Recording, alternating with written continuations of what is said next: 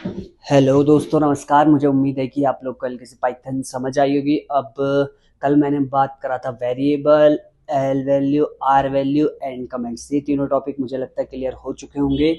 आज मैं बात करूंगा डेटा टाइप। अब देखो, डेटा टाइप में बात करने से पहले मैं एक छोटा सा हिंट देता हूँ क्या चीज़ है।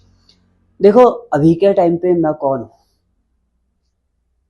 मैं कौन हूँ मतलब ह्यूमन। वैसे ही अगर मैं आपको डॉग का दिखाऊं, आप क्या कहोगे? डॉग है। यदि मैं कैट दिखाऊं, क्या कहोगे? कैट है।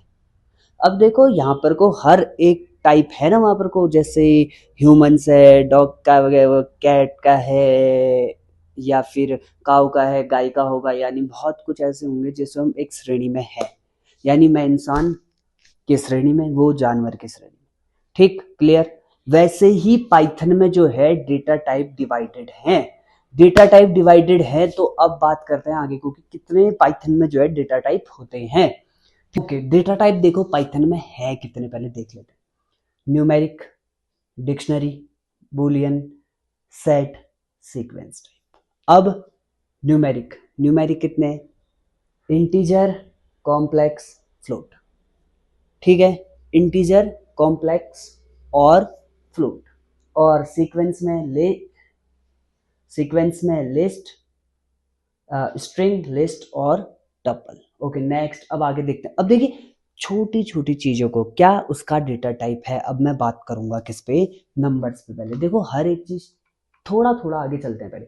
अब देखो डेटा टाइप है क्या। मैंने शुरू में बताया था कि मैं कौन हुआ है, मैं ह्यूमन। अगर मैं आपको कैट दिखाऊं तो आप कहोगे कैट, यानी वो सब जो है एनिमल्स में आए, मैं ह्यूमंस में आया, यानी मेरा डेटा टाइप ह्यूमंस है, उनका डेटा टाइप एनिमल है। अब देखो वैसे ही क्या, a data type tells python what kind of value or variable in store। अब देखो, what kind of data और what kind of value और store in a variable। Okay, देखो कोई भी चीज अगर कोई स्टोर कर रहा है, या तो वो स्ट्रिंग में होगी, या तो वो नंबर्स में होगी, या तो कॉम्प्लेक्स होगी, या फिर आपका ये फ्लोट वैल्यू होगी। ओके, देखो नेक्स्ट देखते हैं हम क्या है डेटा टाइप। इतना समझना कि व्हाट काइंड ऑफ वैल्यू और वेरिएबल स्टोर इन वेरिएबल। ठीक है, अब देखो नंबर्स डेटा टाइप।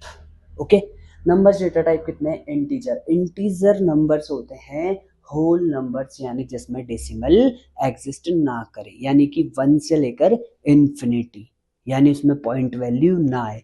लेकिन पॉइंट वैल्यू भी तो कुछ है कंप्लीट। Floating point. अब देखो फ्लोटिंग पॉइंट है क्या? नंबर्स विथ डेसिमल पॉइंट्स, यानी कि अब जो है वो, यानी कि पॉइंट के बाद, यानी 10.2, यानी 3.2, यानी कि टेम्परेचर। ओके, टेम्परेचर जो होता है वो पॉइंट में होता है, यानी उसको हम फ्लोट वैल्यू कहते हैं। ठीक, अब देखो कॉम्प्लेक्स वैसे ज्यादा साइंस में यूज होता है, जहां पर को आपका 3+i j एक वैल्यू माननी होती है, जिसपे आप लोग का वेक्टर फॉर्म या ये सारे निकलती है साइंटिस्ट वैल्यू। ओके, फिलहाल अभी इसको नहीं, ये दो हम देखेंगे। अब देखो मैंने क्या कर रखा है, मैंने करा पाइथन ऑनलाइन कंपाइलर यानी इंटरप्रेटर। उसमें क्या करा है, एक स्टूडेंट लिया है। स्टूडेंट में मैंने क्या करा है, एक डेटा स्टोर करा रखा 30, जो क्या है एक इंटीजर टाइप है। आपको पता है, मुझको पता है, बट इसका टाइप अगर पाइथन में ढूंढना है तो प्रिंट टाइप स्टूडेंट आपको करना पड़ेगा। ओके, देखो क्या है, आप या तो नोटबुक में ये लिख लो, या फिर अगर आपके पास लैपटॉप या फिर डेस्कटॉप है तो उसमें एक बार काम करके चेक कर लो कि ये कोडिंग सही है या नहीं। अब देखो क्या है, टेम्परेचर 36.5। ठीक, ये पॉइंट वैल्यू है। इनको हमेशा पाइथन या किसी भी लैंग्वेज में हम फ्लोट ही कहेंगे। फ्लोट याद कर लेना, इंटीजर, फ्लोट। और कॉम्प्लेक्स ये रहा 3+4 यहाँ पर कोई ये वैल्यू है, जब वेक्टराइज्ड फॉर्म होती है तो उस समय हम यूज करते हैं, ज्यादातर साइंटिस्ट है तो साइंटिस्ट यूज करते हैं, तो अभी इसका यूज नहीं है। पर प्रिंट टाइप जेड करेंगे तो देखो इंटीजर, फ्लोट और कॉम्प्लेक्स, यानी ये वैल्यूज आ जाएंगी। ओके, अब ये मुझे लगता है कि हल्का सा क्लियर हुआ, यानी इंटीजर क्या है, फ्लोट क्या है और कॉम्प्लेक्स क्या है। ओके, अब देखो next, sequence data type. Sequence क्या होता है? एक के बाद एक के बाद एक के बाद एक, यानी 0 1 2 3 4, यानी फॉलो करे उसको। ठीक है, फिलहाल फॉलो क्या कर रहा है? स्ट्रिंग। स्ट्रिंग में टेक्स्ट और कैरेक्टर रिटर्न इन कोड्स। अब देखो कोई भी चीज है कोड्स में लिखा हुआ है, ये आगे भी दिखाऊंगा मैं प्रैक्टिकल कैसा है, बट ये याद रखना कि किसी भी single quotes, double quotes, triple quotes में है तो वो स्ट्रिंग कहलाएगी। ठीक है, स्ट्रिंग।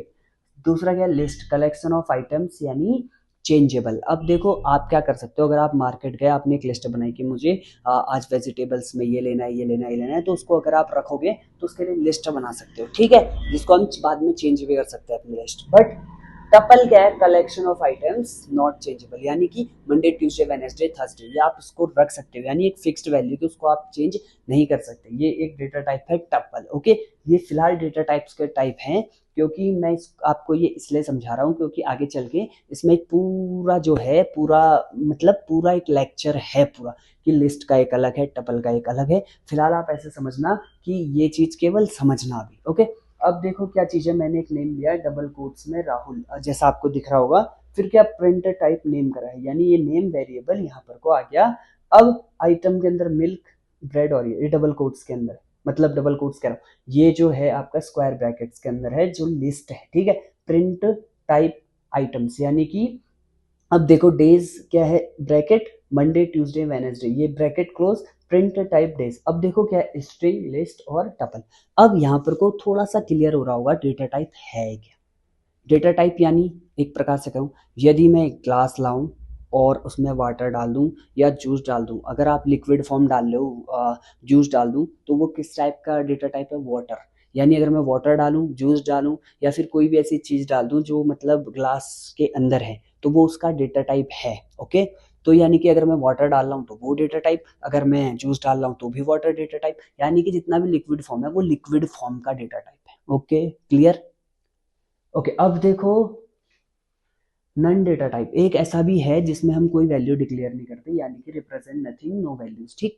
अब देखो यहाँ पर को मैंने एक वेरिएबल बनाया रिजल्ट, उसके अंदर वैल्यू डाली है नन, यानी कि अभी के टाइम पे अगर मेरे से टाइप कोई रिजल्ट का पूछे तो वो नन है। ये कभी कभी यूज होता है कहीं दिखाने के लिए कि जब हमें कुछ ना डालना हो डेटाबेस में तो नन डाल देते हैं, या फिर कहीं पर को अगर मैं चाहूँ तो मैं नन दिखा सकता हूँ उसको, ठीक।